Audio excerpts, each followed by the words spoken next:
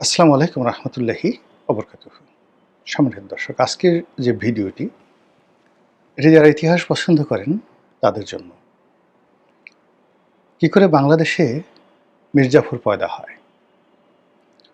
কি করে এই দেশের মধ্যে বেঈমান মুনাফিক তৈরি হয়, যারা এদেশের মা বোনকে কখনো পাকিস্তানিদের হাতে তুলে দেয়, কখনো এদেশের শিশুদেরকে তারা বন্দি করে হাত পা কেটে সেই পৃথিবীর যে দাস ব্যবসায়ীগুলো রয়েছে, সেটা ওলন্দাজ, পর্তুগিজ, ইংরেজ, এরকম কি এই যে যাদেরকে বলা হয় যে সেই ভাস্কর পণ্ডিত, বিখ্যাত ডাকাত বর্গী, সেই বর্গী তাদেরকে সে বিক্রি করে দিত। আমাদের দেশের দেয়ার আর ম্যানি ম্যানি এজেন্ট। এখন আমাদের দেশের বহু মানুষ আছে যারা আদম পাচারের সাথে জড়িত। এদেশের অনেক শিশুদেরকে তারা পাচার করে। কেউ হলো এই শিশুদেরকে নিয়ে যৌনদাস বানায়, যৌনদাসী বানায়। কেউ আবার এই শিশুদের কিডনি, চোখ, অঙ্গ প্রত্যঙ্গ, রগ, বিভিন্ন জিনিস সেগুলো কুচি কুচি করে কেটে বিদেশের বিভিন্ন যারা এই মেডিকেল ইকুইপমেন্ট ব্যবসা বাণিজ্য করে কালোবাজারে, তাদের কাছে বিক্রি করে। আমাদের এই ঢাকা শহরে তো অনেক যাকে বলা হয় নৃশংস গ্রুপ রয়েছে, যারা এই বিভিন্ন জায়গা থেকে শিশুদেরকে অপহরণ করে তাদের অনেককে তারা খাসি বানিয়ে ফেলে, মানে হিজড়া বানিয়ে ফেলে, হাত পা ভেঙে অপারেশন করে। আপনি কি দেখবেন যে অনেক লোক একেবারে 4টা হাত পা নেই, হাতের গোড়া থেকে কাটা, দু হাতের গোড়া থেকে কাটা, 2 পায়ের গোড়া থেকে কাটা। জাস্ট এই ভিক্ষা করছে দেখলেই আপনার মনে হবে একে কিছু উপকার করি। কিন্তু কিভাবে এটা হলো, আপনি জিজ্ঞাসা করলে সে বলতে পারবে না। ওকে ওইভাবেই তৈরি করা হয়েছে এবং এটার একটা বিরাট গ্যাং আছে এই শহরে, যারা এই ভিক্ষাবৃত্তিকে কেন্দ্র করে অপরাধ জগতের একটা বিরাট গ্রুপ তৈরি করে ফেলেছে। এই যে যারা আমাদের তৃতীয় লিঙ্গ আমরা যাদেরকে বলি, তাদেরকে কেন্দ্র করে একটা এই আমাদের মতো লোকদের একটা বিরাট গ্যাং রয়েছে।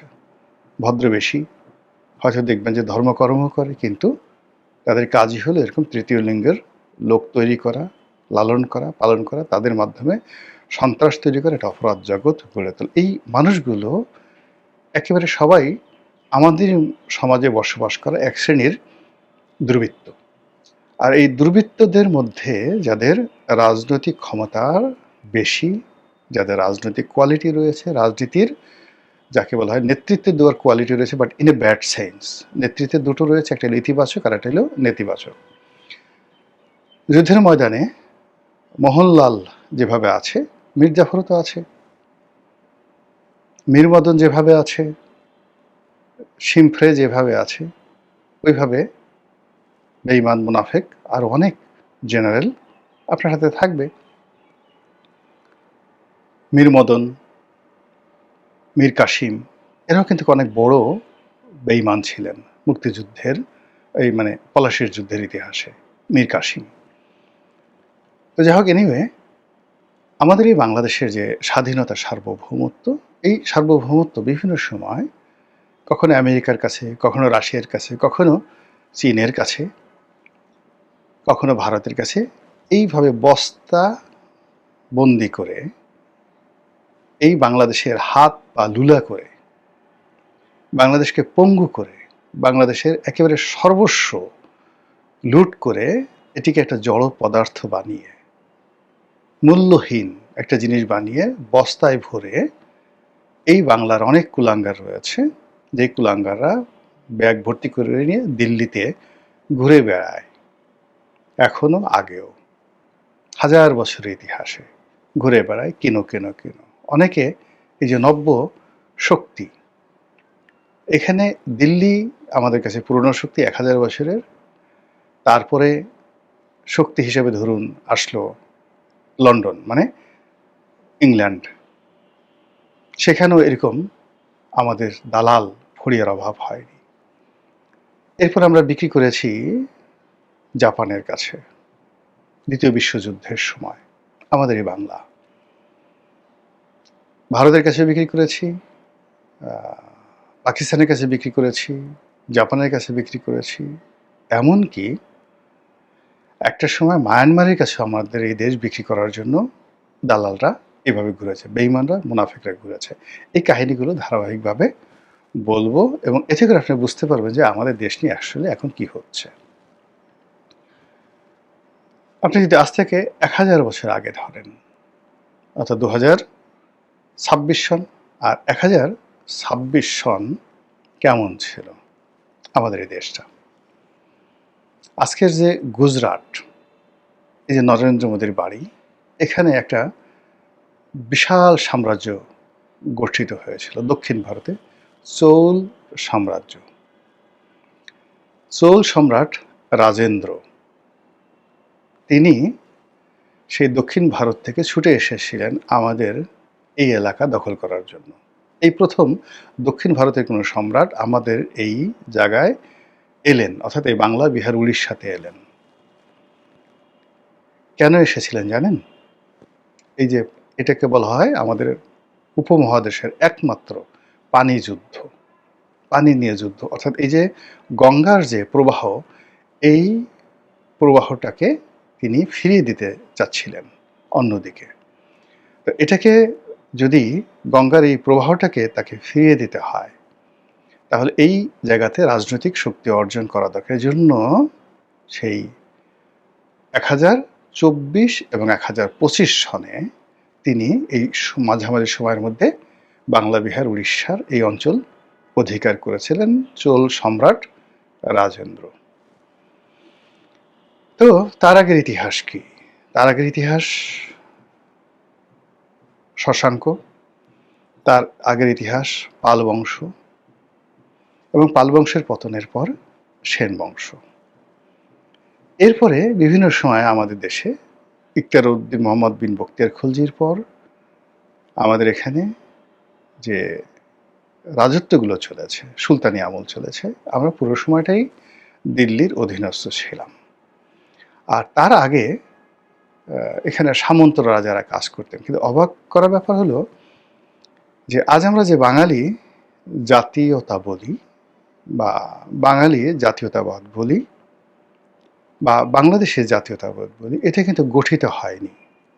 মানে এটা কোনো জাতিসত্তা আমাদের হাজার বছরের ইতিহাসে গঠিত হয়নি। এখানে একটা গাঙ্গেয় বদ্বীপ, সেই বদ্বীপে যারা এসেছেন তারা সবাই বিভিন্ন এলাকা থেকে উদ্বাস্তু, টিকতে পারেননি। এখানে এসছেন, বন জঙ্গলে বসবাস করেছেন, এবং তাদের রক্তের মধ্যে হীনমন্যতা, অসভ্যতা, চুরি, ডাকাতি, রাহাজানি এই জিনিসগুলো ছিল।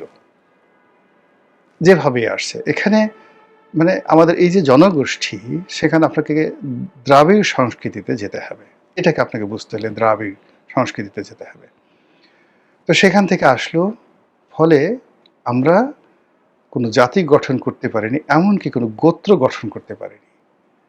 ভারতের, পাকিস্তানের বিভিন্ন এলাকাতে বড় বড় বিখ্যাত গোত্র আছে, কিন্তু আমরা কোনো জাতীয় গঠন করতে পারিনি, কোনো গোত্র গঠন করতে পারিনি, ফলে কোনো জাতীয়তাবাদও তৈরি হয়নি। এমনকি ভাষা, আমরা কোনো ভাষাও গঠন করতে পারিনি। আমাদের যে ভাষা, এই বাংলা ভাষা, এটা ধীরে ধীরে ধীরে ধীরে গড়ে উঠেছে। এটা আরাকান রাজসভাতে কবি আলাউলের জমানাতে, সপ্তদশ শতাব্দীতে। এর আগ পর্যন্ত কোনো বাংলাই ছিল না। এই সংস্কৃতিতে কিছু শব্দ বিভিন্নভাবে, এই যে আমরা বাংলা যে কথা বলি, বাংলাকে নিয়ে আমাদের যে জাতীয়তাবাদ, এটা ১৯৫২ সনে তৈরি হয়েছে ভাষা আন্দোলনের মাধ্যমে। এর আগে বাংলা কেন্দ্রিক যা কিছু আছে, কোনো জাতীয়তাবাদ তৈরি হয়নি। তো বুঝতে পারছেন যে আমাদের ভিত্তিটা, মৌল ভিত্তিটা কত দুর্বল। এই যে এখন বাংলাদেশি জাতীয়তাবাদ বলা হয়, বাংলা জাতীয়তাবাদ বলা হয়, ইট ওয়াজ নেভার হ্যাপেন্ড বিফোর 1971। মানে ৭১ সনের আগে এই জাতীয়তাবাদই ছিল না। যখন মুক্তিযুদ্ধ হয়ে গেল, তখন যারা আমাদের জ্ঞানীগুণী, তখন তারা বললেন যে আমাদের একটা জাতীয়তাবাদ দরকার, ভূখণ্ড তো পেলাম, সেই জাতীয়তাবাদটা কি হবে? বাংলা হবে, বাঙালি জাতীয়তাবাদ হবে। আবার যখন জিয়াউর রহমান সাহেব এলেন, তিনি বললেন যে না, বাংলা জাতীয়তাবাদ তো হলে সেটা সেই বাংলা, বিহার, উড়িষ্যা হয়ে যায়, আসামের বাংলা হয়ে যায়, ত্রিপুরার বাংলা হয়ে যায়, তারপরে পশ্চিমবঙ্গের বাংলা হয়, যেটা নিয়ে একটা ঝামেলা হবে, ফলে বাংলাদেশি জাতীয়তাবাদ, দুটোরই কিন্তু যুক্তি আছে। কিন্তু এটা কিন্তু খুব তড়িঘড়ি করে করা হয়েছিল বিফোর 1971। আমাদের এই জাতীয়তাবোধই জাগ্রত হয়নি। আমাদের শুধু রাজনৈতিক অধিকার চেয়েছে, আমরা স্বায়ত্তশাসন চেয়েছি, কিন্তু একটা ভাষার ভিত্তিতে একটা রাষ্ট্রের ভিত্তিতে একটা জাতীয়তাবাদ, এটা যদি আপনাকে বুঝতে হয়, তাহলে আপনাকে অ্যাংলো স্যাক্সন, যেটা ইংল্যান্ডে যে জাতীয়তাবাদ গড়ে উঠেছিল, সেটা বুঝতে হবে। আপনাকে বুঝতে হবে যে রেড ইন্ডিয়ান জাতীয়তাবাদ, আপনাকে বুঝতে হবে প্যান আরব জাতীয়তাবাদ, আপনাকে বুঝতে হবে চৈনিক জাতীয়তাবাদ, আপনাকে বুঝতে হবে পার্সিয়ান জাতীয়তাবাদ, অ্যাংলো ইউরোপিয়ান জাতীয়তাবাদ বুঝতে হবে। আদারওয়াইজ আপনি বাংলা এবং বাংলাদেশি জাতীয়তাবাদ গড়তে পারবেন না।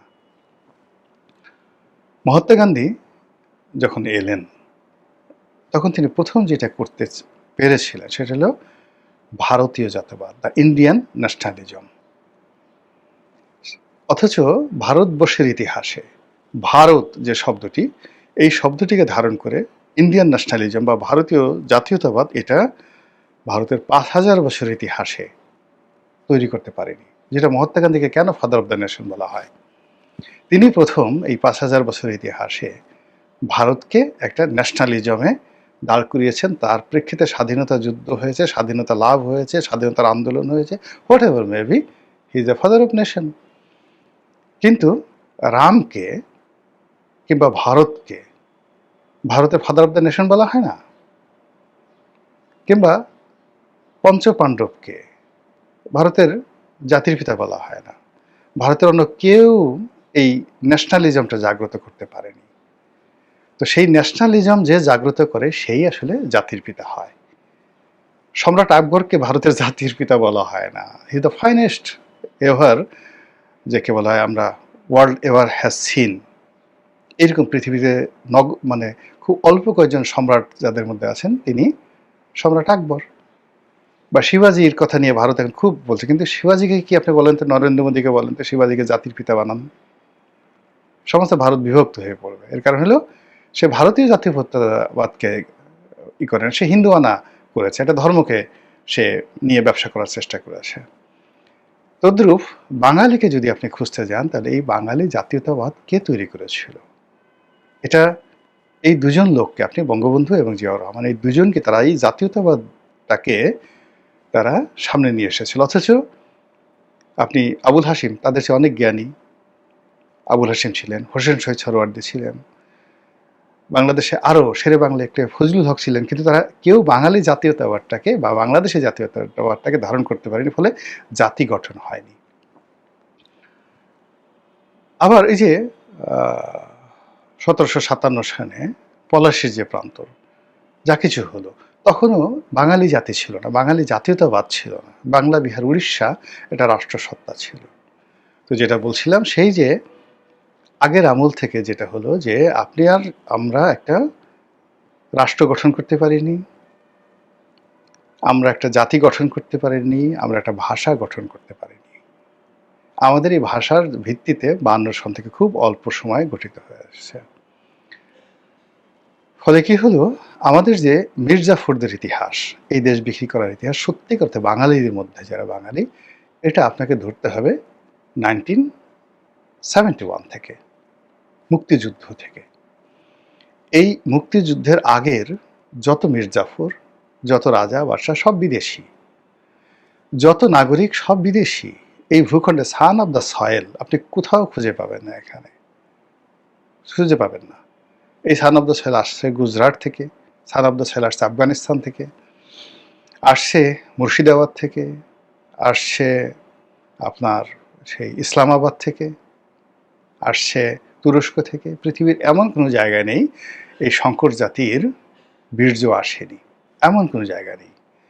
এমন কোনো মানে যাকে বলে জরায়ু নেই পৃথিবীর, যে জরায়ু থেকে বাঙালির উদ্ভব হয়নি। পৃথিবীর সব নারীরা এখানে এসেছে, পৃথিবীর সব পুরুষ এখানে বীর্য দিয়েছে। তো এরকম একটা জাতিগোষ্ঠী। এই জাতিগোষ্ঠী যখন একটা ফরমেশনের রাষ্ট্রে আসলো, প্রথম রাষ্ট্র বঙ্গবন্ধুর নেতৃত্বে হলো, এই জন্য he is the father of the nation. তিনি একটা জাতীয়তাবাদের স্রষ্টা, তিনি একটা জাতির স্রষ্টা, তিনি একটা রাষ্ট্রের স্রষ্টা। ৩ টে জিনিস কিন্তু একজনের ভাগ্যে ঘটে না। মানে আপনি একটা রাষ্ট্র তিনি উদ্যোগ নিলেন, তারই নেতৃত্বে একটা রাষ্ট্র হলো, তার নেতৃত্বে একটা জাতীয়তাবাদ হলো। তিনি একটা ভাষার ভিত্তিতে, একক একটা ভাষার ভিত্তিতে একটা রাষ্ট্রসত্তার জন্ম দিলেন। এসে একটা অসাধারণ ইউনিক, আপনি এটা কাউকে পাবেন না, তার সমপর্যায়ের কাউকে পাবেন না। তো এগুলো বাদ দিয়ে আমি যেটা বলছি যে সেই ৭১-এ যখন যুদ্ধ হলো, একটা গ্রুপ এই দেশটাকে পাকিস্তানের কাছে বিক্রি করতে চাইলো। তা আগেও তারা বিক্রি করতে চাইলো, কিন্তু ৭১-এ যখন যুদ্ধের সময়, তখন এই যুদ্ধের সময় যখন আমরা ঘুরছি ফিরছি, ওই সময়টাতে যারা এই দেশকে পাকিস্তানের কাছে বিক্রি করতে চেয়েছে, সেটা রাজাকার, আলবদর, আশামস কিংবা খন্দকার মুশতাক গং, যারা মুক্তিযোদ্ধাদের মধ্যে লুকিয়েছিলেন, তাদের মতো পাপিষ্ট পাষণ্ড এই পৃথিবীর কোনো ইতিহাসে পাবেন না। আচ্ছা, এরপরে যে গ্রুপটি স্বাধীনতার পরে দিল্লির কাছে আমাদের স্বাধীনতা বিক্রি করতে চেয়েছিল, আওয়ামী লীগের যে অংশটি বিক্রি করতে চেয়েছিল, তারাও এই মীর জাফরের স্রষ্টা, father of the Mir Jafar বাংলাদেশে। এরপরে জিয়াউর রহমানের জমানা এলো, ওই সময়টাতে একটা অংশ দেশটাকে আবার পাকিস্তানের হাতে তুলে দেবে, আবার ভারতের কাছে তুলে দেবে। কেন ভারতীয় বাহিনী আসে না, কেন পাকিস্তান এখানে থাকতে পারবে না, এগুলো নিয়ে একটা বিভেদ হলো। ফলে জাতি গঠন আর যে প্রক্রিয়াটা শুরু হয়েছিল ৭১-এর মুক্তিযুদ্ধের মাধ্যমে, সেই জাতি আর গঠন হলো না, ভাষাটাও আর গঠন হলো না, জাতীয়তাবাদও গঠন হলো না, এবং টিল নাও এখন পর্যন্ত সেইভাবেই চলছে। আমরা এখনও মনে করছি যে আমাদের আরবি শেখা দরকার, উর্দু শেখা দরকার, তারপর আমাদের ইংরেজি শেখা দরকার, ফ্রেঞ্চ শেখা দরকার, স্প্যানিশ শেখা দরকার, হিন্দি শেখা দরকার, কিন্তু বাংলাটা যে খুব ভালো করে শেখা দরকার, এটা আমাদের কেউ বলছে না। আমাদের রাজনীতিবিদদেরকে আপনি যদি নির্ভুলভাবে ২ লাইন বাংলা লিখতে বলেন, বলতে বলেন, বাংলা ব্যাকরণ বলতে বলেন, তাদের রক্তবমি হয়ে যাবে। তাদের পেটের মধ্যে যদি সে ১ মাসের কোষ্ঠকাঠিন্য থাকে, তাদেরকে যদি বলা হয় যে আপনি এই তৎসম এবং তদ্ভব এই শব্দগুলো ২০ থেকে ২৫টি শব্দ লিখতে হবে এবং ১০ থেকে ১২টি বাক্য তৈরি করতে হবে, ভয়ে এবং আতঙ্কে আদারওয়াইজ আপনি ক্ষমতায় থাকতে পারবেন না, রাজনীতি করতে পারবেন না, আপনাকে গিলোটিনে মেরে ফেলা হবে এবং এটি লাইভ প্রচার করা হবে যে আপনি বাংলাদেশে রাজনীতি করেন, আপনি বাংলা ভাষা জানেন না। আপনি গিয়ে দেখবেন ভয়ে এবং আতঙ্কে তাদের পেটের মধ্যে ১ মাসের যে কোষ্ঠ জমা হয়ে আছে, সে ১ মাসের কোষ্ঠ মুহূর্তের মধ্যে সেটা ডায়রিয়া হয়ে যাবে। এই হলো বাংলা ভাষা। ইতিহাস বলতে বলেন, তারা সবকিছু তাদের মুখ দিয়ে বের হবে, কিন্তু ইতিহাস বের হবে না। ইতিহাস ছাড়া তো রাজনীতি হয় না। বুঝতে হলে আপনাকে ইতিহাস জানতে হবে। আর এই ইতিহাস না জানার কারণে কি হচ্ছে, মানুষ ক্ষমতা পাওয়ার সঙ্গে সঙ্গে ঈমান হারিয়ে ফেলে। মানুষ ক্ষমতা পাওয়ার সঙ্গে সঙ্গে মীর জাফর, জগৎ শেঠ, রায়দুল্লভ হওয়ার জন্য পাগল হয়ে যায়। একটা ছোট্ট উদাহরণ দেই। জেলখানাতে মানে অনেক ঘটনা ঘটে। আমাকে একদিন তারেক রহমান সাহেবের খুব ঘনিষ্ঠ বন্ধু গিয়াসউদ্দিন আল মামুন, তিনি বলছিলেন এই কাহিনী। তো আমি যে রুমে ছিলাম সেই রুমটিতে একসময় সালমান এফ রহমান সাহেব ছিলেন, তারপর প্রয়াত নাসিম সাহেবও ছিলেন, সালাউদ্দিন কাদের চৌধুরী সাহেব যে রুমটাতে ছিলেন কাশিমপুর কারাগারে, আমি ঠিক সেই রুমটাতে ছিলাম। তো সালমান এফ রহমান সাহেব সম্পর্কে গিয়াসউদ্দিন আল মামুনের যে বক্তব্য, তিনি বললেন যে তিনি জেলখানায় ঢুকে 1/11-এর সময় ভীষণ রকম অনুতপ্ত ছিলেন এবং তিনি সারাক্ষণ কান্নাকাটি করতেন, নামাজ পড়তেন আর তওবা করতেন এবং বলতেন যে তিনি যদি বের হতে পারেন আর বের হয়ে তিনি আর এই কাজ করবেন না। কিন্তু যখন তিনি বের হলেন, আওয়ামী লীগ ক্ষমতায় এলো, তার অতীতের সমস্ত রেকর্ড ব্রেক করে তিনি অপকর্ম শুরু করলেন। আল্লাহ যে তাকে নিয়ামত দিয়েছে সেই নিয়ামতটা অস্বীকার করলেন। তো এই যে দেখেন, মানুষ যখন ক্ষমতা পায় তখনই সে জগৎ শেঠ হতে চায়। খুব দ্রুত সে টাকা উপার্জন করতে চায় ক্ষমতাকে ব্যবহার করে। আর এখান থেকে তার মির্জাফরি শুরু হয়। শেখ হাসিনার যে পতন, সেই পতনের মধ্যে দেখেন একটা গ্রুপ তাকে দিল্লির দিকে নিয়ে যেত। আর একটা গ্রুপ তাকে আমেরিকার দিকে আর পাকিস্তানের দিকে নিয়ে যেত। এই সালমান এফ রহমান গ্রুপ, তারা এই আমেরিকা এবং পাকিস্তানের এই গ্রুপের মধ্যে ছিল। সরকারের যে সমস্ত গুরুত্বপূর্ণ যে কাজকর্মগুলো রয়েছে, সেই কাজকর্মগুলো মুহূর্তের মধ্যে শেখ হাসিনার এই মুহূর্তের যে গোপনীয় কথাবার্তা, এই যারা মার্কিন ডিপ স্টেটের এজেন্ট সরকারের মধ্যে ছিল, তারা ইসলামাবাদে পৌঁছে দিত, আইএসআইকে পৌঁছে দিত এবং আমেরিকাকে পৌঁছে দিত। এমনকি এই যে হেলিকপ্টারের শেষ মুহূর্তের ঘটনাও কিন্তু তারা জানত। সবচেয়ে মূল ব্যাপারটা হলো যে আপনি দেখেন শেখ রেহানার আর সালমান এফ রহমানের একটা ঘটনা। যদি পাকিস্তানি শেষ মুহূর্তে অর্থাৎ ৬ ঘন্টা আগে তারা যদি শেখ হাসিনাকে পিক আপ না করত, এই যে তাকে যেখান থেকে নেওয়া হবে, এই ঘটনাটা মার্কিন ডিপ স্টেটের যারা লোকজন শেখ হাসিনার মধ্যে ছিল, যারা গণভবনের নিরাপত্তার দায়িত্বে ছিল, যারা শেখ হাসিনার আশেপাশে ছিল, তাদেরকে ভারতীয় জানতে দেয়নি। যদি জানতে পারত তাহলে ওখানে শেখ হাসিনা শেখ রেহানাকে পাড়িয়ে মারত এবং তার লাশ গণভবনের সামনে ঝুলিয়ে রাখা হতো। মার্কিন ডিপ স্টেটের এই মির্জাফররা শেখ হাসিনার কাছাকাছি ছিল। ডাক্তার ইনুস বা অন্য যারা আছে তাদেরকে দোষ দিয়ে লাভ নেই, শেখ হাসিনার আশেপাশে ছিল। এবং সেটার প্রমাণ হলো যখন শেখ হাসিনা চলে গেছে, উড়ে গেছে, এই ডিপ স্টেটের এজেন্টদের অনেক কথা, অনেক বক্তব্য এখন ফাঁস হয়ে গেছে। দে ওয়ার সারপ্রাইজ, কিভাবে গেল? দে ওয়ার সারপ্রাইজ যে তাই নাকি ওখান থেকে হেলিকপ্টারে যাওয়া হবে, মানে দে ওয়ার সারপ্রাইজ।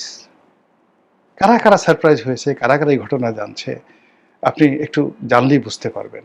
ওই দেশটিকে শেষ মুহূর্তে আগস্ট মাসের 5 তারিখে আমেরিকার কাছে বিক্রি করার জন্য কারা কারা ডালা হাতে ঘুরেছিল, কারা কারা সেই কাজগুলো করেছিল, এরাই মানে পলাশির যে প্রান্তরের যে মির্জাফর, সেই মির্জাফরের বংশধর, সেই মির্জাফরের কপি। এবং আগামীতে এই যে এখন যারা রাষ্ট্র ক্ষমতা পরিচালনা করছেন, এই রাষ্ট্র ক্ষমতার আগে ইউনূসের যে পতন হয়েছে, এই ইউনূসের পতন হয়েছে তার দলের মধ্যে থাকা মির্জাফর, তার কাছে কাছে থাকা কিচেন ক্যাবিনেটে থাকা মির্জাফর। আবার এখন বর্তমানে যে তারেক রহমান সাহেব আছেন, তাকেও জানতে হবে যে কি করে বঙ্গবন্ধুর ক্যাবিনেটে থেকে, কি করে জিয়াউর রহমানের ক্যাবিনেটে থেকে, এরশাদের ক্যাবিনেটে থেকে, কিচেন ক্যাবিনেটে থেকে একেবারে তাদেরকে জেলখানায় ঢুকানো, তাদেরকে মৃত্যুর আজরাইলের হাতে তুলে দেওয়া, ওই পুরো আয়োজন করে তারপরে তারা ক্ষান্ত হয়েছে। একইভাবে বর্তমান যারা আছেন তাদের মধ্য থেকে যদি তারেক রহমান সাহেব মির্জাফর চিনতে না পারেন, তাহলে অতীতের মতো তাকেও নির্মম পরিণতি ভোগ করতে হবে। আর অ্যাটলিস্ট যদি তার দেশি বিদেশি বন্ধু থাকে, শেষ মুহূর্তে 6 ঘন্টা আগে হইলেও তাকে উদ্ধার করতে পারবে। হিস্ট্রি রিপিট ইটসেলফ, ইতিহাস বারবার শুধু ঘুরে আসে, ফিরে আসে এবং এইভাবে ঘটনা ঘটতে থাকে। মহান আল্লাহ আমাদের সবাইকে হেদায়েত দান করুন এবং হেফাজত করুন। আসসালামু আলাইকুম ওয়া রাহমাতুল্লাহি ওয়া বারাকাতুহু।